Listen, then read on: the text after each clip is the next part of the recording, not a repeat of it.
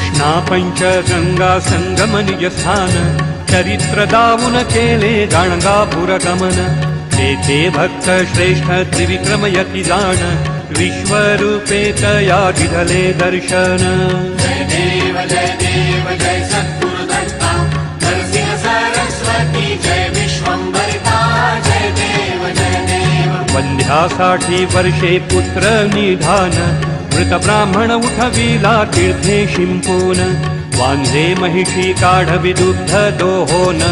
अंत्य जाते मुखी निगम संपूर्ण जय देव जय सद्गुरुदत्ता नरसिंह सरस्वती जय विश्वंभरिता जय देव शुष्क काष्ठी पल्लव दावुनि लवलाही पुष्टी ब्राह्मण केला साधू निज देही अभिनव लीला त्याची वर्णूमी काही म्लेंछ राजा ये